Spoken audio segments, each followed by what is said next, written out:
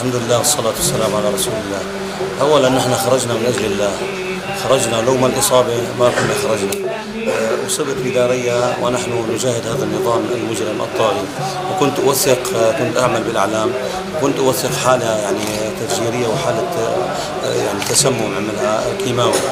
فعندما ضاقت بي السبل أنا بالنسبة للعلاج ذهبت إلى الأردن لأتعالج، وكان في نيتي العودة إن شاء الله تعالى لبناء سوريا. فعندما سقط النظام بفضل الله عز وجل أثلج قلوبنا وسررنا كثيرا، ونحن الآن عدنا بفضل الله عز وجل لنضع أيدينا بأيدي بعض ونبني سوريا الغد بإذن الله عز وجل، سوريا من غير أسد نبنيها، نبني أخلاق أبنائنا، نبني أخلاق نسائنا، نبني هذا البلد كما أمر الله سبحانه وتعالى.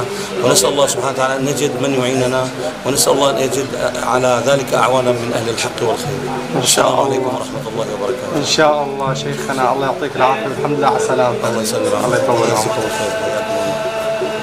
سيزول ليل الظالمين وليل بغي مجرمين، سيزول بالنور الظلام، ظلام عهد معاتمين، وسيشرق الفجر المبين ويرتوي القلب الضمير.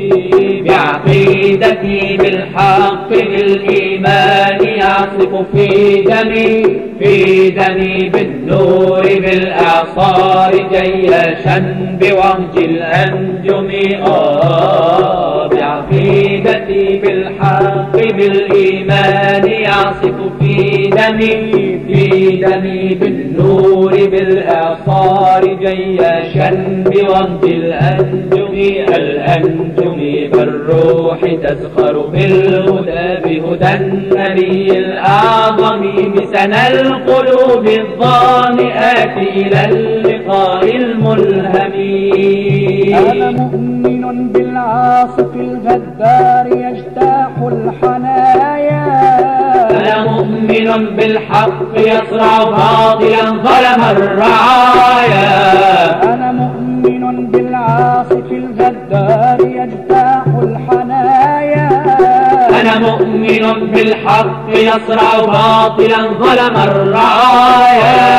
سنعيدها سنعيدها سنعيدها سنعيدها سنعيدها غراء إسلامية.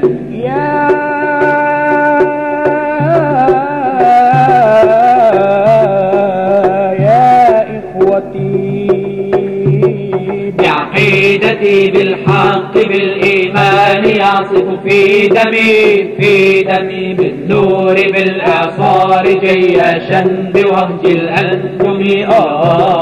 بعقيدتي بالحق بالإيمان يعصف في دمي بالنور بالإعصار جيشا بوهج الأنجم بالروح تزخر بالهدى بهدى النبي الأعظم، بسنى القلوب الظامئات إلى اللقاء الملهم.